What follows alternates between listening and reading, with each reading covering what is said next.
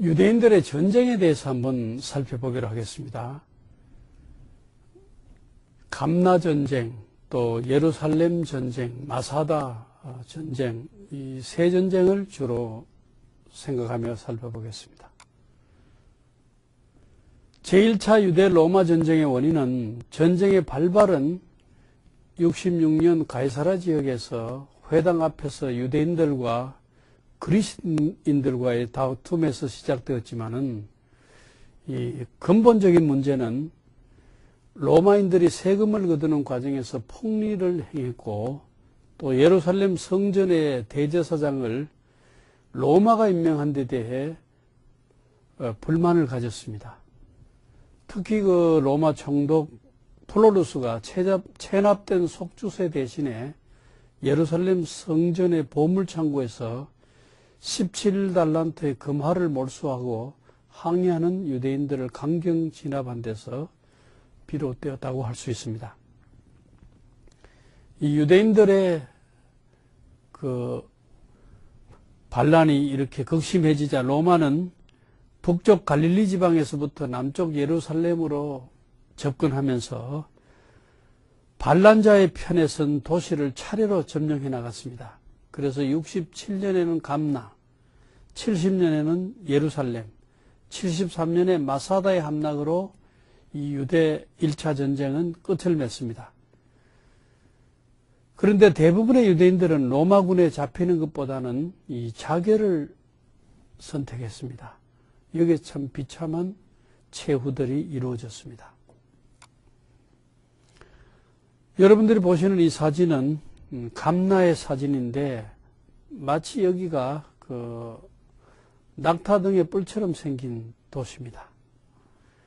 이 산꼭대기에 있는 그런 도시죠. 원래 사람들은 이 밑에 여기에 살았는데 이제 로마 군인들이 밑에서 공격에 올라오니까 이 위로 올라가서 사람들이 피신하면서 이 위로 올라가서 더 피할 곳이 없으니까 이 낭떠러지로 떨어져 죽은 거죠. 여기 보면은 벽을 이렇게 쌓아놓았어요. 성벽을 쳐들어오지 못하도록 성벽을 쌓아놓았는데 이 사진에 잘 안 보이기 때문에 여기서 이걸 보면 알 수 있습니다. 이 로마 군인들이 이 감나 지역을 에워싸고 있었습니다.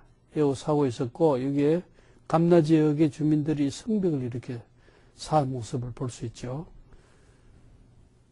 그리고 성을 공격하는 그 돌을 여기에 실어서 성을 공격하고 하는 그 공성태들이 여기에 보이고 또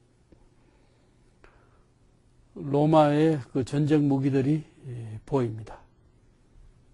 이 로마 군인들이 이렇게 해서 진치고 감나를 포위하고 있었습니다. 이 감나 지역 바로 여기죠. 여기에서 보면은 이 갈릴리 호수가 보이고 또 알벨산 낭떠러지들이 보이고 이런 모습입니다.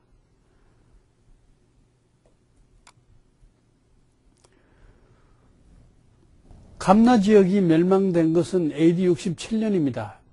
이스라엘의 영웅주의의 상징인데 골란고원의 남쪽 비탈진 곳에 조금 전에 본 것처럼 낙타 등의 혹처럼 생긴 도시입니다. 66년에 일어난 로마와 유대 전쟁 때 로마 10군단이 67년에 여기를 정복했습니다. 그런데 감나 지역은 지금 마사다만큼 잘 알려져 있지 않지만 사실은 마사다보다 더 전쟁의 비참함을 우리에게 알려주고 있습니다. 마사다 항전에서는 열심당원 960명이 자살한 반면에 감나 항전에서는 요세푸스의 이야기를 들어보면은 4,000명의 주민들이 살해되고 5,000명이 골짜기로 뛰어들었다는 것입니다. 그러니까 9,000명이 여기서 죽은 곳입니다. 이 감나가 함락된 3년 뒤에는 예루살렘이 함락되는데 유대 전쟁이 그러니까 갈릴리 지방에서 예루살렘으로 확산되고 또 로마가 갈릴리 지방에서부터 예루살렘을 점령해 들어오는 거죠. 주후 70년에 예루살렘 멸망하는데 예루살렘 공방전에서 죽은 사람 모두를 합치면은 사망자가 110만 명 정도로 하니까 얼마나 비참한 전쟁이었는가 하는 것을 알 수가 있고, 예루살렘에서 예수님께서 이런 그 비참한 전쟁으로 말미암아 예루살렘이 최후를 맞이할 것을 미리 아셨기 때문에 예수님께서 감람산에서 예루살렘을 바라보고 우시면서 예루살렘아 예루살렘아 암탉이 병아리를 품듯이 내가 너희를 품으려 한 적이 몇 번이냐. 그러나 너희가 원치 아니하였도다. 날이 이르니니 돌 하나도 돌 위에 남지 아니하고 멸망할 것을 미리 바라보시고 우셨던 것입니다. 참으로 비참한 최후를 맞이하고 성전은 불타버리고 했죠. 그 이후로 AD 73년에 마사다가 멸망합니다. 그 마사다에서는 이것도 요세푸스의 책을 통해서 보면은 열심당원 중에도 최극렬분자들 시카리들 960명이 로마에 항복하는 것보다는 자살하겠다 해서 자결을 선택한 것이 마사다입니다. 그런데 요세푸스도 사실은 제사장 집안이고 또 유대 전쟁의 사령관이고 갈릴리 지방의 전투를 이끌면서 이 감나 지방에서 요세푸스가 이 감나 전투에서 탈출해서 지포리 부근, 이 나사렛 옆에 지포리라고 있습니다. 혹은 세포리스라고도 하는데 이 지포리 부근 요트파타에서 로마에게 요세푸스는 항복했습니다. 이때 요트파타 전투에서는 사망자가 4만 명, 포로 1200명이었다고 합니다. 유대인들 가운데는 요세푸스를 반역자라 하는 사람도 있지만은 또 의견을 달리해서 요세푸스가 더 큰 재앙을 피하기 위해서 다른 사람들을 그 재앙에서 건지기 위해서 로마와 화해를 시도한 사람이라고 보는 시각도 있습니다. 아무튼 요세푸스는 이 유대 전쟁에서 살아남아서 나중에 유대인의 전쟁사라는 책을 쓰는데 그 유대인의 전쟁사 요세푸스의 책을 인용해서 오늘 많은 그 유대 전쟁에 대한 실상들이 기록으로 우리가 알 수가 있습니다. 이 감나 전투에서 로마군이 사용했던 전쟁 무기로서 카타풀트입니다. 로마군이 공격하는 전쟁 무기입니다. AD 70년 로마의 티투스 장군에 의해 무너진 예루살렘 성벽인데, 그러니까 서쪽 성벽 하나만 내놓고 남, 북, 이 세 성벽들은 전부 다 무너져 버렸습니다. 일부 남아있는 서쪽 성벽의 모습인데 이 모습입니다. 그리고 서쪽 성벽이 남아있긴 하지만은 무너진 돌들이 성벽 밑에 이렇게 놓여 있는 것을 볼 수 있습니다. 그래서 남아있는 서쪽 성벽에 유대인들이 와서 여기 와서 통곡하는데 이 벽을 통곡의 벽이라고 합니다. 우리가 이 사진을 보면은 이것은 오늘의 모습이고 예수님 당시 모습으로는 여기에 성전이 되어 있고 통곡의 벽이 이런 모습이었겠죠. AD 70년 예루살렘이 멸망하고 유대인들이 세계 각지로 흩어진 다음 1년에 한 번씩 예루살렘 와서 통곡을 하던 곳입니다. 우리가 마가복음 13장 2절에 보면은 예수께서 이르시되 내가 이 큰 건물들을 보느냐 돌 하나도 돌 위에 남지 않고 다 무너뜨려지리라 이렇게 말씀하셨습니다. 이 통곡의 벽의 밖은 60m입니다. 이 밖에 나타난 것은 이게 60m밖에 안 됩니다. 여기서 여기까지가 60m. 그러나 이 통곡의 벽 모습을 더 잘 보기 위해서는 터널로 들어가면은 더 잘 볼 수가 있습니다. 이 터널에 지금 남아있는 485m 길이의 통곡의 벽을 볼 수가 있습니다.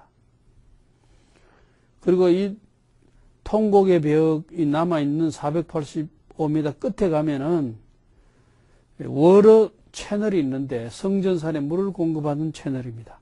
그리고 그 위로 보면은 지하 터널이 위쪽에 올라오게 되면은 시온 수녀원을 만나게 됩니다. 지금 그 시온 수녀원 자리가 로마 수비대가 있었던 안토니아 포트레스 자리라고 할 수 있습니다. 빌라도 법정으로 흔히들 말하는 자리라고 할 수 있죠. 사실 빌라도 법정이 헤롯궁이었느냐 하게 되면 또 헤롯궁 자리가 되겠지만은 안토니아 포트레스 자리로 이 통곡의 벽이 연결되어 있습니다. 통곡의 벽 지하 터널은 19세기 중엽 영국의 찰스 윌슨과 찰스 워렌의 발굴 작업 이후 6.1 전쟁 후 이스라엘 정부가 발굴 작업을 시작해서 거의 20년에 걸친 발굴 작업으로 성전산에 대한 역사와 지리에 대해 많은 것을 우리에게 알려줍니다. 이 통곡의 벽으로 들어가서 보면은 이 벽에 길이 13.6m의 하나의 돌입니다. 넓이 3.5m, 이 넓이가 3.5m, 이 길이가 13.6m, 무게가 570톤입니다. 하나의 돌 무게가 이 정도입니다. 그러니까 헤롯이 이런 돌을 기초석으로 놓고 성전 프라자 벽을, 광장 벽을 쌓았다는 것은 엄청난 건축 기술이라고 할 수 있죠. 기중기 없이 사람이 들어 올린 가장 큰 무게 중에 하나라고 할 수 있는데 그 당시에는 기중기도 없던 시대입니다. 정말 건축에서의 가장 큰 돌 중에 하나인데 이런 큰 돌이 헤롯이 지은 그 성전 광장 벽, 프라자 월 기초석으로 사용되어졌습니다. 통곡의 벽 안쪽에 들어가면 이 돌의 모습을 볼 수가 있습니다. 그래서 이 터널 안쪽에 들어가면은 여기 지금은 모스크가 서 있지만은 옛날에 예수님 당시에는 성전이 있었는데 이 성전이 이쪽은 동쪽이고 이쪽은 서쪽인데 서쪽으로 해서 여기가 지성소, 여기가 성소겠죠. 지성소에서 가장 가까운 통곡의 벽, 이북은 하나님을 만나는 장소와 가장 가까운 장소라 해서 여기에 지금도 이 지하터널 이북원에서 기도하는 사람들을 볼 수가 있습니다. 이건 전부 지하터널에서 옛날 성전의 모습을 재구성해서 보고 있는 것입니다. 바로 이 장소입니다. 지성소에서 가장 가까운 그 앞에서 주로 여인들이 여기서 통곡하고 기도하고 있는 모습을 볼 수 있습니다. 그리고 주 73년에 마사다가 멸망했는데 마사다는 사해바다 앞에 있습니다. 이 높은 천년 요새 언덕인데 여기에 헤롯 대왕이 요새를 건설했는데 AD 73년에는 시카리들 열심당원들이 여기서 로마와 전투를 하고 버티고 있었습니다. 로마가 이 언덕을 올라갈 수 없기 때문에 이렇게 토성을 쌓았습니다. 보세요. 이 토성을 쌓아서 이 위로 군대를 이동해서 또 전투 무기를 이동해서 이 마사다를 점령해 들어가게 됩니다. 그리고 이제 유대인들의 반란 가운데 바 코크바 반란이 있습니다. 이건 주 70년이 아니고 132년에 시몬 바 코크바라는 사람이 하드리아누스 황제 때에, 로마의 하드리아누스 황제 때에 반란을 일으켜서 로마에 대항해서 일어났습니다. 그래서 예루살렘을 정복하고 약 3년간 이스라엘의 군주가 되어서 통치했지만은 로마 군인 세베루스가 이끄는 군인의 반격당에 끈질기게 저항하다가 결국은 135년 베타르에서 패하고 바 코크바는 자결하고 말았습니다. 원래 이 바 코크바의 이름은 시몬 벤 코스바인데 히브리어로 벤 코시바 이렇게 부르는데 바 코크바라는 이름은 아람어로 이 별의 아들을 뜻하는데 이는 구약 성경 민수기 24장 17절에 나오는 야곱의 아들 중에서 별이 나올 것이며 하는 이 성경 구절을 인용하면서 사람들이 그를 로마로부터 민족을 구할 메시아로 간주를 했습니다. 그래서 이 바 코크바 반란에 유대인들이 동참해서 반란을 일으키다가 결국은 실패하고 AD 135년에 진압됐습니다. 이 반란을 진압한 로마 황제 하드리아누스는 예루살렘의 이름을 바꾸어 버렸습니다. 이제는 엘리아 카피톨리나로 예루살렘의 이름조차 없애버리고 또 이 유대 땅을 이스라엘 땅의 이름도 바꾸어서 가나안 땅의 이름을 팔레스티나로 바꾸었습니다. 이건 블레셋이다. 이스라엘 사람들이 하도 이것은 우리 땅이니까 로마 너희들 나가라. 우리가 독립하겠다 하고 전쟁을 일으키고 독립운동을 하기 때문에 이것이 어디 너희 땅이냐. 너희가 출애굽해서 이 땅에 정착하기 전부터 여기에 블레셋 사람들이 살고 있었다. 그래서 이 땅은 블레셋 땅이다. 팔레스티나다. 이렇게 이름을 바꾸고 이스라엘 사람을 그 땅에서 영원히 추방해버렸습니다. 들어오면 죽인다. 그래서 이스라엘 사람들이 세계각지로 흩어져서 2000년 동안 나라 없이 유리방황하다가 1948년에 그 땅에 와서 다시금 국가를 이루고 독립했던 것을 알 수가 있습니다. 이 엘리아 카피톨리나 시대에 문이 지금도 남아있는데 여러분들이 예루살렘에 가시면은 예루살렘 성벽 다메섹 문 밑에 조그마한 문이 있는데 이 문이 바로 엘리아 카피톨리나 시대, 하드리아누스 황제 시대의 문입니다. 이 문 안쪽으로 들어가면은 광장의 모습이 일부 지금 남아있는데 거기가 광장이었습니다.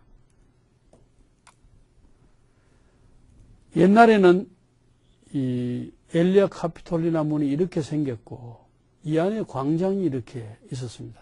로마 도시로서 로마 광장 모습을 그대로 간직했던 것이죠. 이렇게 세웠는데 지금은 그 모습이 다 사라지고 일부 광장 돌들만 이렇게 이 문 안으로 들어가 보면은 남아있는 모습을 알 수가 있습니다. 그리고 엘리아 카피톨리나 시대 예루살렘은 로마 도시이기 때문에 성전 자리에는 로마의 최고신 주피터 신전이 세워졌고 예수님 무덤 위에는 무덤을 감추기 위해서 일부러 비너스 신전을 그 위에 세워버리고 이렇게 했습니다. 오펠 지역은 우리가 지금도 성전에서 다윗성 쪽으로 내려가면서 있는 지역이 오펠 지역입니다. 그리고 헤롯궁은 여기에 있었고 이런 모습 안토니아 포트레스 여기 있고 이런 모습이 로마 시대 엘리아 카피톨리나의 예루살렘의 모습입니다. 이 로마 시대가 가고 이제 로마 제국이 콘스탄티누스 황제 때 기독교를 받아들이면서 비잔틴 시대가 열리게 됩니다. 4세기 이후부터. 비잔틴 시대에 예루살렘의 모습은 어떻게 했느냐.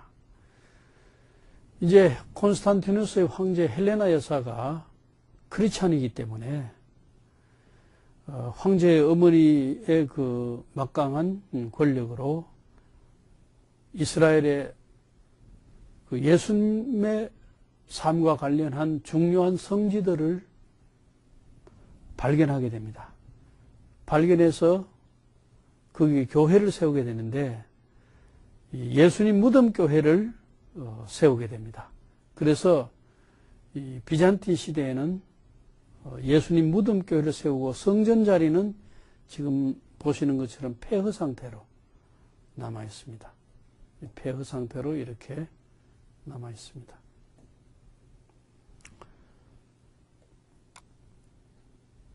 그래서 다시금 이 모델을 통해 보면 이 엘리아 카피톨레나 문이죠. 광장이고 성전은 폐허 상태로 남아 있습니다. 기독교 시대에 이 성전 자리보다 중요한 것은 예수님 무덤 자리였기 때문에 이 부근에 예수님 무덤 교회를 크게 짓고 성전은 폐허 지역으로 그대로 남아 있었습니다.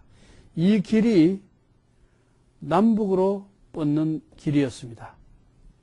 그래서 요즘도 예루살렘에 가면은 이 길을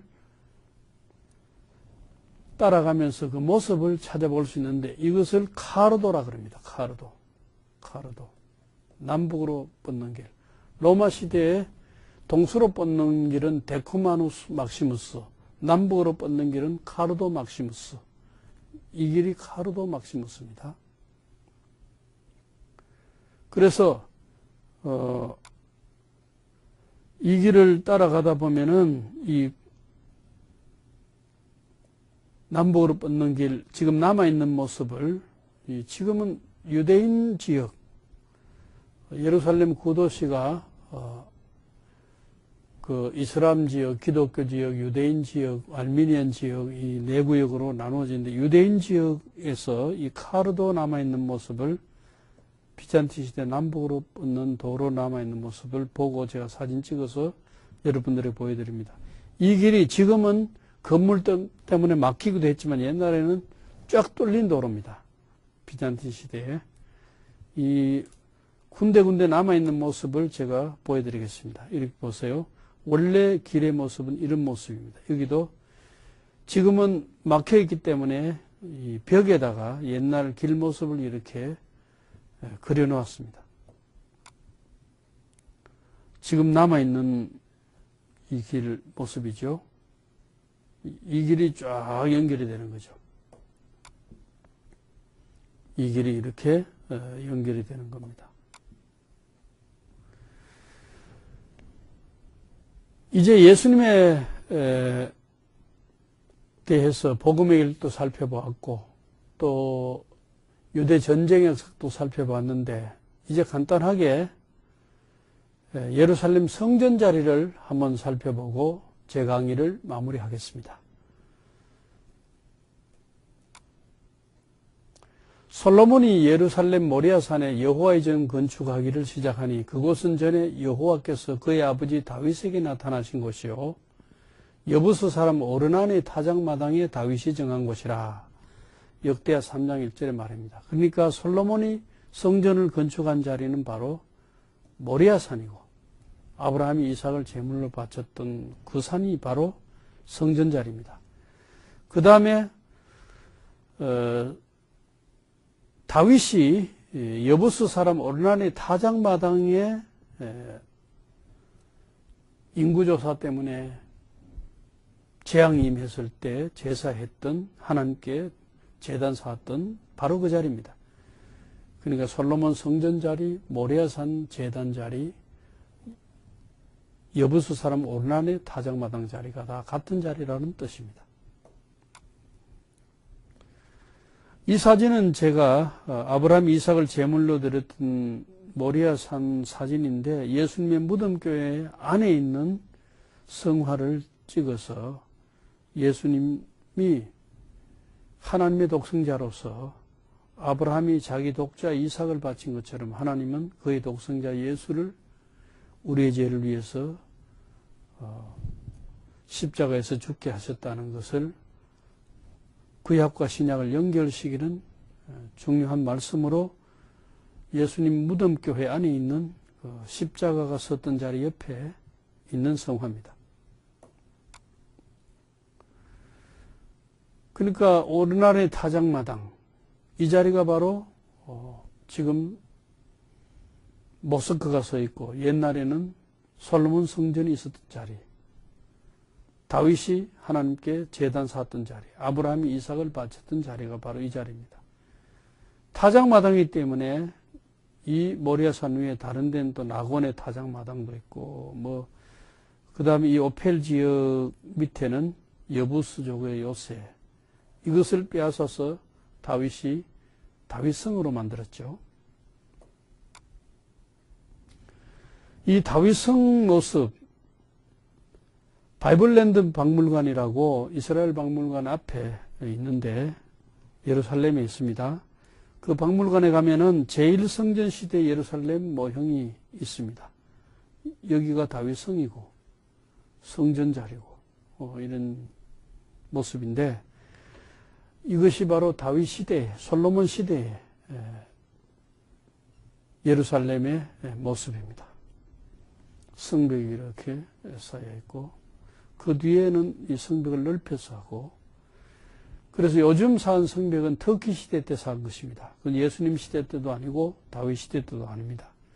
우리가 이런 역사를 알면서 성지를 가서 보면은 성지에 대한 제대로 이해를 할 수가 있는 거죠. 오늘의 모습과 옛날의 모습을 대조하고 비교해서 더 유익한 지식을 가질 수가 있습니다. 헤롯 대왕이 지었던 예수님 당시의 성전은 46년 동안 지었다는 성전인데 이런 모습이고, 그러니까 서룹바벨 성전, 솔로몬 성전은 이 프라자 월이 없었습니다. 없었는데 헤롯 대왕이 이 프라자 월을 만든 거죠. 광장에 벽을 쌓은 겁니다. 그래서 이 벽을 얼마나 잘 쌓았는지 제자들이 보고 예수님께 자랑하고 했던 것입니다. 그 벽 기초 돌이 얼마나 큰 돌이었다는 것은 우리가 통곡의 벽 지하 터널에 있는 돌을 보고 우리가 살펴보고 짐작할 수가 있습니다. 지금 현재는 오마르가 지은 이슬람 사원이 그 자리에 서 있습니다. 이것이 예루살렘 성전의 역사요 모습입니다. 오늘 강의는 여기까지 하겠습니다. 감사합니다.